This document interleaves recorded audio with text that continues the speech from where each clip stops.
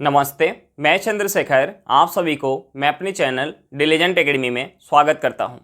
हम लोग बिहार एसएससी के लिए एक मैथ का सीरीज स्टार्ट किए थे, जिसमें हम लोग प्रत्येक दिन बिहार एसएससी में आए हुए मैथ का प्रीवियस ईयर क्वेश्चन और उस पर आधारित मैथ का क्वेश्चन कर रहे हैं। चलिए आज उस सीरीज में हम लोग आगे की तरफ चलते हैं। इससे पहले अगर आप मेरे चैनल पर नए हो तो चैनल को सब्सक्राइब कर ले और बेल आइकन को प्रेस करना बिल्कुल ना भूलें, ताकि आपको सबसे पहले लेटेस्ट नोटिफिकेशन मिलता रहे। चलिए अब हम लोग क्वेश्चन की तरफ चलते हैं। देखिए हमारा क्वेश्चन क्या दिया हुआ है। हमारा क्वेश्चन है, राकेश का विवाह 8 वर्ष पहले हुआ था। उसकी वर्तमान आयु विवाह के समय की आयु के 6/5 गुनी है। राकेश के विवाह के समय उसकी बहन उससे 10 वर्ष छोटी थी। राकेश की बहन की वर्तमान आयु क्या है? हमें क्या निकालना है? राकेश की बहन की वर्तमान आयु निकालना है। अब देखिए मैं क्वेश्चन में क्या दिया हुआ है। हमें क्वेश्चन में दिया कि राकेश का विवाह जो है 8 वर्ष पहले हुआ था, और हमें क्वेश्चन में क्या दिया हुआ है कि उसकी वर्तमान आयु विवाह के समय की आयु के 6/5 गुनी है। तो देखिए हम यहाँ से वर्तमान और विवाह के समय की आयु का हम रेशियो निकाल सकते हैं। अब देखिए वर्तमान और विवाह के समय की आयु का रेशियो निकाल सकते हैं, यानी वर्तमान और 8 वर्ष पहले। विवाह कब हुआ है? 8 वर्ष पहले हुआ है, यानी वर्तमान और 8 वर्ष पहले की आयु का हम रेशियो निकाल सकते हैं। अब देखिए हमने मान लिया कि विवाह के समय राकेश की आयु अगर 5 यूनिट होगी तो वर्तमान में राकेश की आयु क्या होगी? देखिए विवाह के समय अगर राकेश की आयु अगर 5 यूनिट होगी तो वर्तमान में राकेश की आयु क्या होगी? इसका जो है 6/5 गुना, यानी हम इसका अगर 6/5 गुना करेंगे तो ये हमारे क्या हो जाएगा? 6 यूनिट। यानी 8 वर्ष पहले राकेश की आयु अगर 5 यूनिट होगी तो वर्तमान में कितना होगी? 6 यूनिट। देखिए आयु में जो है कितने का वृद्धि हो जा रहा है? 8 वर्ष से जब हम वर्तमान में आ रहे हैं तो राकेश की आयु में कितना का वृद्धि हो गया? 1 यूनिट का वृद्धि हो गया। लेकिन वर्ष में कितने का वृद्धि हो रहा है? ये जो है 8 वर्ष पहले की आयु है और ये जो है वर्तमान की आयु है, यानी वर्ष में कितने का वृद्धि हो रहा है? वर्ष में 8 वर्ष का वृद्धि हो रहा है। अब देखिए यहाँ से हमें क्या पता चल गया कि 1 यूनिट का वैल्यू क्या है? 8 वर्ष से। 1 यूनिट का वैल्यू क्या है? 8 वर्ष से। तो हम यहाँ से राकेश की वर्तमान आयु निकाल सकते हैं। देखिए राकेश की वर्तमान आयु क्या है? 6 यूनिट। यानी हम यहाँ से 6 यूनिट का वैल्यू निकाल सकते हैं। 6 यूनिट का वैल्यू क्या हो जाएगा? 48 वर्ष हो जाएगा। अब देखिए हमसे पूछ क्या रहा है? हमसे पूछ रहा है उसकी बहन की वर्तमान आयु। तो देखिए हमें क्वेश्चन में क्या दिया हुआ है? हमें क्वेश्चन में दिया कि राकेश के विवाह के समय उसकी बहन उससे 10 वर्ष छोटी थी। तो देखिए दो लोगों के बीच आयु का जो अंतर होता है वो हमेशा बराबर होता है। यानी विवाह के समय अगर 10 वर्ष छोटी होगी तो वर्तमान में भी 10 वर्ष छोटी होगी। अब देखिए मैं राकेश की वर्तमान आयु पता चल गया तो हम यहाँ से उसकी बहन की वर्तमान आयु निकाल सकते हैं। देखिए उसकी बहन जो है वर्तमान में क्या होगी? 10 वर्ष छोटी होगी। यानी 48 वर्ष में से हम 10 वर्ष माइनस करेंगे, ये हमारा क्या हो जाएगा? 38 वर्ष हो जाएगा। ये हमारा क्या हो जाएगा? 38 वर्ष। यानी उसकी बहन वर्तमान में कितने वर्ष की होगी? 38 वर्ष की होगी। हमारा आंसर क्या निकल के आ गया? 38 वर्ष निकल के आ गया। चलिए क्वेश्चन समझ में आ गया होगा। नेक्स्ट क्वेश्चन पे चलते हैं। देखिए हमारा क्वेश्चन क्या दिया हुआ है। हमारा क्वेश्चन है, एक वर्ग की प्रत्येक भुजा में 100% वृद्धि किए जाने पर इसके क्षेत्रफल में कितने प्रतिशत की वृद्धि होगी? अब देखिए वर्ग के क्षेत्रफल का फॉर्मूला क्या होता है? वर्ग के क्षेत्रफल का फॉर्मूला होता है भुजा स्क्वायर। वर्ग के क्षेत्रफल का फॉर्मूला क्या होता है? भुजा स्क्वायर। यानी हम इसे लिख सकते हैं a गुने a लिख सकते हैं। अब देखिए हम इस क्वेश्चन को दो तरीका से बना सकते हैं। एक वर्ग की भुजा मान के और दूसरा जो है सक्सेसिव लगा के। तो हम सबसे पहले वर्ग की भुजा मान के बना लेते हैं। देखिए हमने मान लिया कि जो वर्ग की भुजा है वो 10 यूनिट है। हमने मान लिया कि वर्ग की जो भुजा है वो 10 यूनिट है, तो क्षेत्रफल क्या हो जाएगा? 10 गुने 10, यानी ये हमारा क्या हो जाएगा? 100 यूनिट हो जाएगा। अब देखिए हमें क्वेश्चन में दिया कि प्रत्येक भुजा में 100% वृद्धि किए जाने पर, यानी अगर हम इसमें 100% का वृद्धि कर दें तो देखिए 10 का 100% कितना हो जाएगा? 100 हो जाएगा। यानी अब भुजा क्या हो जाएगी? अब भुजा हो जाएगी 20 यूनिट, यानी 20 गुने 20, ये हमारा क्या हो जाएगा? 400 यूनिट। यानी अब क्षेत्रफल क्या हो जाएगा? 400 यूनिट। पहले क्षेत्रफल कितना था? 100 यूनिट, और अब क्षेत्रफल कितना हो गया? 400 यूनिट। यानी क्षेत्रफल में कितने का वृद्धि हो गया?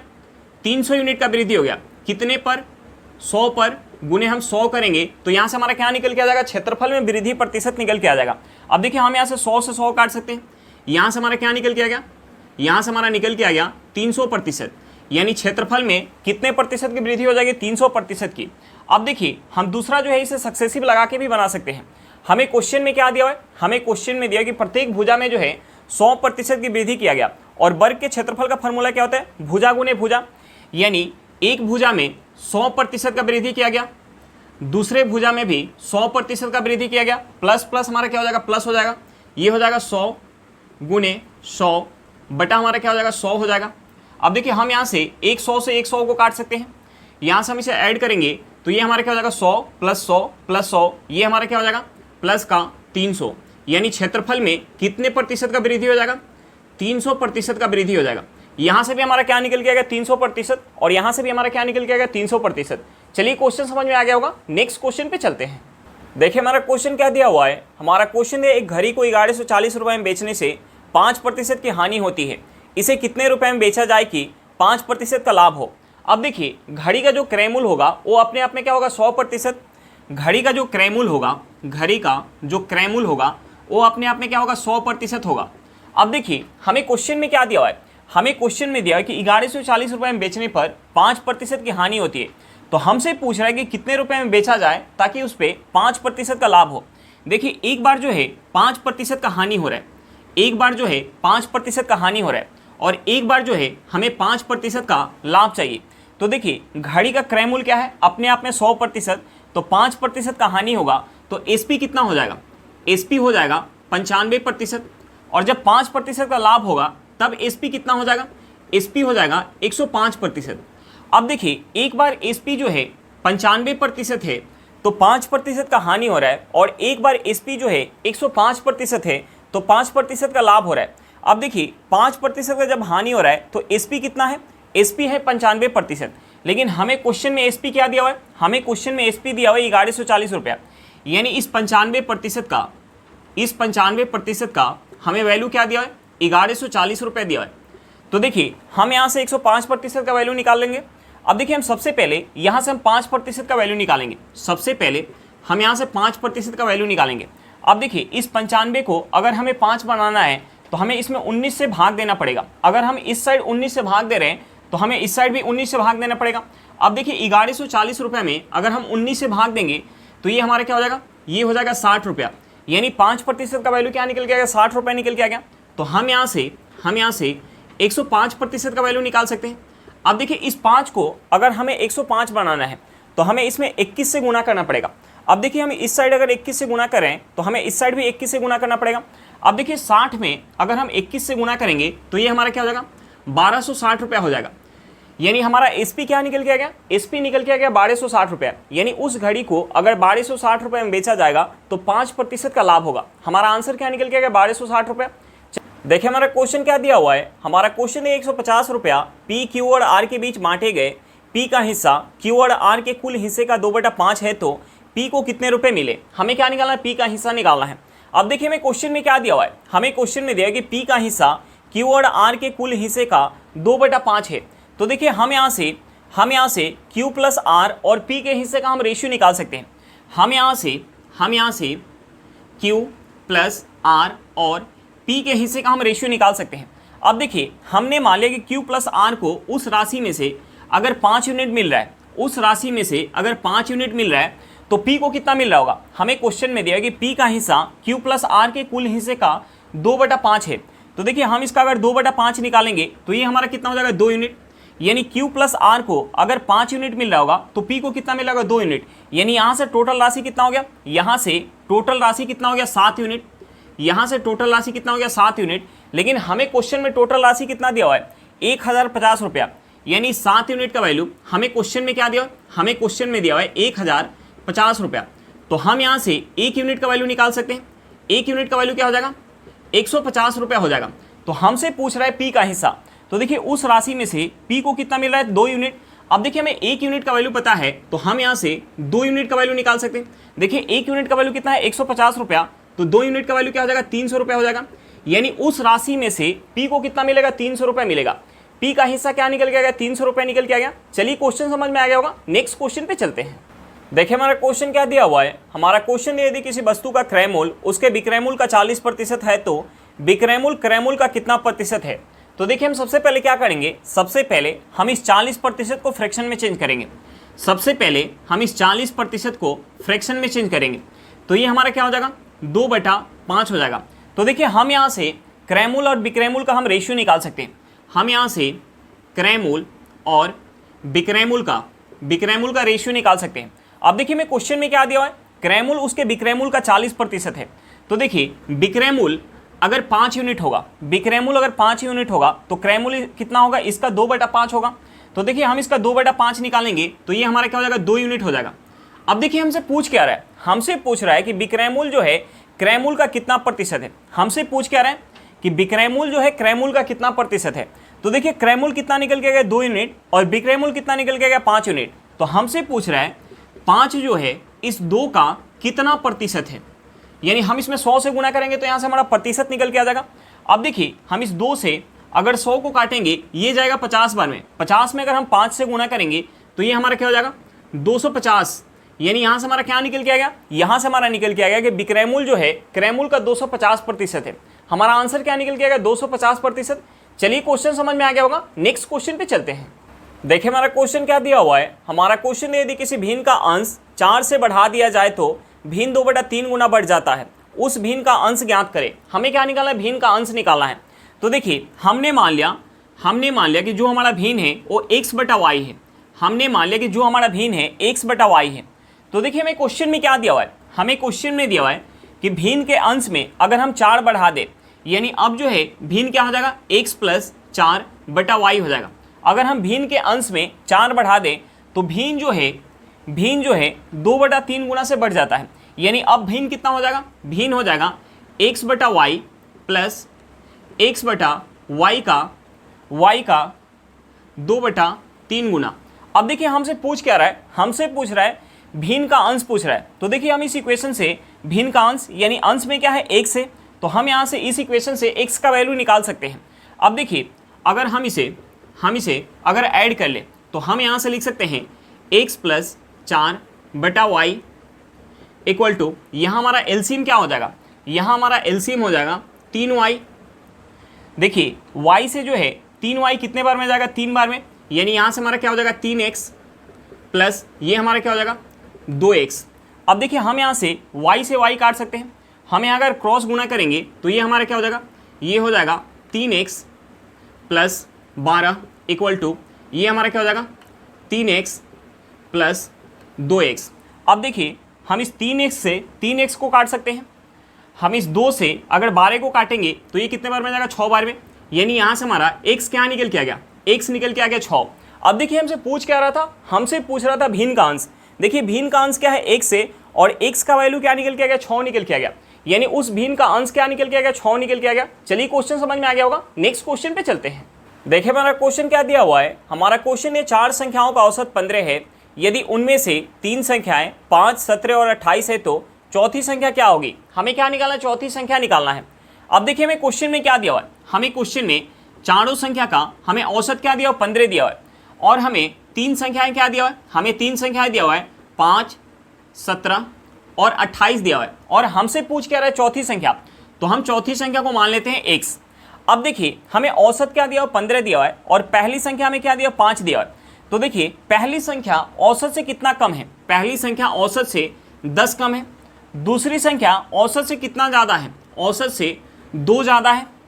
और जो तीसरी संख्या है वो औसत से जो है कितना ज़्यादा है, औसत से 13 ज़्यादा है। अब देखिए हम इसे जो है ऐड करेंगे, हम इसे ऐड करेंगे तो यहाँ से हमारा क्या निकल के आ जाएगा, यहाँ से हमारा निकल के आ जाएगा +5। अब देखिए हमसे पूछ क्या रहा है चौथी संख्या, यानी हमसे जो है इस x का वैल्यू पूछ रहा है। तो देखिए हम इस x का वैल्यू कैसे निकाल सकते हैं, अगर हम औसत में से, यहाँ हमारा क्या निकल गया +5, तो देखिए हम इस 5 को अगर हम औसत में से माइनस कर देंगे तो हमारा x का वैल्यू निकल के आ जाएगा। अगर हमारा यहाँ -5 निकल के आया होता तो हम औसत में अगर 5 ऐड कर देते तो हमारा x का वैल्यू निकल के आ जाता, लेकिन यहाँ हमारा क्या निकल के आया +5 निकल के आया, यानी हम जो है औसत में से 5 माइनस करेंगे। औसत हमारा क्या है 15 है, 15 में से 5 माइनस करेंगे तो यहाँ से हमारी चौथी संख्या निकल के आ जाएगी। चौथी संख्या क्या होगी 10 होगी। हमारा आंसर क्या निकल के आ गया 10 निकल के आ गया। चलिए क्वेश्चन समझ में आ गया होगा, नेक्स्ट क्वेश्चन पे चलते हैं। देखिए हमारा क्वेश्चन क्या दिया हुआ है। हमारा क्वेश्चन ये 2 संख्याओं का योगफल 50 है, उनमें से एक संख्या दूसरी संख्या का 7/3 गुना है, बड़ी संख्या क्या होगी। हमें क्या निकालना है, बड़ी संख्या निकालना है। अब देखिए हमें क्वेश्चन में क्या दिया हुआ है, हमें क्वेश्चन में दिया कि एक संख्या दूसरी संख्या का 7/3 गुना है, यानी हम यहाँ से दोनों संख्या का हम रेशियो निकाल सकते हैं। हम यहाँ से पहली संख्या और दूसरी संख्या का हम रेशियो निकाल सकते हैं। हम यहाँ से पहली संख्या और दूसरी संख्या का रेशियो निकाल सकते हैं। अब देखिए हमने मान लिया कि एक संख्या हमारी 3 यूनिट है, तो दूसरी संख्या क्या हो जाएगी। हमें क्वेश्चन में दिया कि एक संख्या दूसरी संख्या का 7/3 गुना है, तो देखिए हमने मान लिया कि एक संख्या हमारी 3 यूनिट है, तो दूसरी संख्या क्या हो जाएगी इसका 7/3 गुना, यानी हम 3 का अगर 7/3 गुना निकालेंगे तो ये हमारे क्या हो जाएगा 7 यूनिट। यानी पहली संख्या अगर हमारी 3 यूनिट होगी तो दूसरी संख्या क्या होगी 7 यूनिट। तो देखिए हमें दोनों संख्या पता चल गया, तो हम यहाँ से दोनों संख्या का योगफल निकाल सकते हैं। अब देखिए हम यहाँ से अगर योगफल निकालेंगे तो योगफल हमारा क्या हो जाएगा, 10 यूनिट हो जाएगा। योगफल क्या हो जाएगा, 10 यूनिट। लेकिन हमें क्वेश्चन में दोनों संख्या का योगफल क्या दिया, 50। यानी इस 10 यूनिट का वैल्यू हमें क्वेश्चन में क्या दिया, 50 दिया है। तो हम यहाँ से 1 यूनिट का वैल्यू निकाल सकते हैं। 1 यूनिट का वैल्यू क्या हो जाएगा, 5 हो जाएगा। अब देखिए हमें 1 यूनिट का वैल्यू पता चल गया, तो हम यहाँ से 3 यूनिट का वैल्यू निकाल सकते हैं। 3 यूनिट का वैल्यू क्या हो जाएगा, 15 हो जाएगा। और 7 यूनिट का वैल्यू क्या हो जाएगा, 7 यूनिट का वैल्यू क्या हो जाएगा, 35 हो जाएगा। 7 यूनिट का वैल्यू क्या हो जाएगा, 35 हो जाएगा। और हमसे पूछ क्या रहा है, बड़ी संख्या। तो देखिए एक संख्या हमारी अगर 15 होगी तो दूसरी संख्या क्या होगी, 35 होगी। यानी इन दोनों में बड़ी संख्या हमारी कौन सी है, 35 है। यानी हमारा आंसर क्या निकल के आएगा, 35 निकल के आ गया। हमारा आंसर क्या निकल के आएगा, 35 निकल के आ गया। चलिए क्वेश्चन समझ में आ गया होगा, नेक्स्ट क्वेश्चन पे चलते हैं। देखिए हमारा क्वेश्चन क्या दिया हुआ है। हमारा क्वेश्चन है 180 मीटर लंबे एक प्लेटफॉर्म को 150 मीटर लंबी एक रेलगाड़ी 18 सेकंड में पार करती है, तो रेलगाड़ी की गति किलोमीटर पर घंटा में क्या होगी। हमें क्या निकालना है, रेलगाड़ी की गति निकालना है। तो देखिए जब भी कोई रेलगाड़ी किसी प्लेटफॉर्म को पार करती है या किसी पुल को पार करती है या किसी दूसरे रेलगाड़ी को पार करती है, तो उस केस में रेलगाड़ी अपनी लंबाई प्लस की जिससे पार करती है उसकी लंबाई के बराबर दूरी चलती है। अब देखिए हमें इस क्वेश्चन में क्या दिया है, हमें इस क्वेश्चन में दिया है कि रेलगाड़ी जो है एक प्लेटफॉर्म को पार कर रही है। तो देखिए प्लेटफॉर्म को पार करने में चली गई दूरी क्या हो जाएगा, चली गई दूरी हो जाएगा प्लेटफॉर्म की लंबाई प्लस की रेलगाड़ी की लंबाई के बराबर हो जाएगा। अब देखिए हमें दोनों की लंबाई दिया हुआ है, तो हम यहाँ से पार करने में चली गई दूरी निकाल सकते हैं। देखिए दूरी क्या हो जाएगा, प्लेटफॉर्म का हमें लंबाई क्या दिया, 180 मीटर, और रेलगाड़ी का हमें लंबाई क्या दिया, 150 मीटर। तो देखिए हम इसे अगर ऐड करेंगे तो ये हमारा क्या हो जाएगा, ये हमारा हो जाएगा 330 मीटर। ये हमारा क्या हो जाएगा, 330 मीटर। और पार करने का हमें समय दिया हुआ है, हमें समय क्या दिया हुआ है, हमें समय दिया हुआ है 18 सेकेंड। हमें समय क्या दिया हुआ है, 18 सेकेंड। अब देखिए हमें दूरी पता चल गया और हमें समय पता चल गया, तो हम यहाँ से स्पीड निकाल सकते हैं।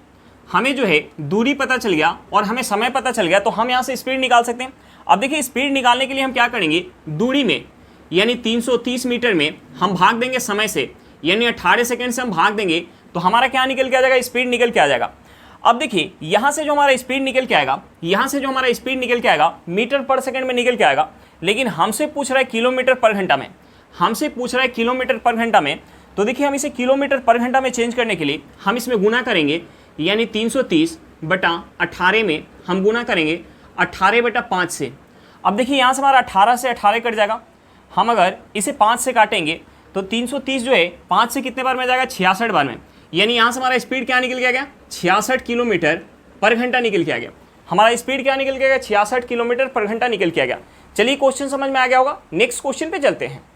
देखिए हमारा क्वेश्चन क्या दिया हुआ है। हमारा क्वेश्चन है यदि x = 2 तथा y = 3 है, तो 9x² × y² बटा 3x × y का मान क्या होगा। अब देखिए हमसे पूछ क्या रहा है, हमसे पूछ रहा है 9x² × y² बटा 3x × y। अब देखिए हमें क्वेश्चन में x और y का वैल्यू दिया हुआ है, तो हम यहाँ x और y का वैल्यू पुट करेंगे। अब देखिए x = हमें क्या दिया है, 2 दिया हुआ है। हम यहाँ x की जगह अगर 2 पुट करेंगे और 2 का स्क्वायर करेंगे तो क्या हो जाएगा, 4 हो जाएगा। यानी हम यहाँ से लिख सकते हैं 9 × 4 गुने y के जगह अगर हम यहाँ 3 पुट करेंगे और 3 का स्क्वायर करेंगे तो ये हमारा क्या हो जाएगा, 9 हो जाएगा, बटा 3 गुने x के जगह हम क्या पुट करेंगे, 2 पुट करेंगे, और y के जगह हम क्या पुट करेंगे, 3 पुट करेंगे। अब देखिए हम यहाँ 3 में अगर 3 से गुना करेंगे तो ये हमारा क्या हो जाएगा, 9 हो जाएगा। यानी एक 9 से हम 9 को काट सकते हैं। हम इस 2 से अगर 4 को काटेंगे, ये 2 बार में जाएगा। हम 9 में अगर 2 से गुना करेंगे तो ये हमारा क्या हो जाएगा, 18 हो जाएगा। यानी हमारा आंसर क्या निकल के आ गया, हमारा आंसर निकल के आ गया 18। यानी 9x² × y² बटा 3x × y का वैल्यू क्या निकल के आ गया, 18 निकल के आ गया। हमारा आंसर क्या निकल के आ गया, 18 निकल के आ गया। चलिए क्वेश्चन समझ में आ गया होगा। आज के लिए इतना ही, फिर मिलते हैं नेक्स्ट क्लास में। अगर क्लास अच्छा लगे तो क्लास को लाइक करिएगा। अगर आप मेरे चैनल पर नए हो तो चैनल को सब्सक्राइब करिएगा और क्लास को अपने दोस्तों के साथ शेयर करना बिल्कुल मत भूलिएगा। चलिए बाय बाय।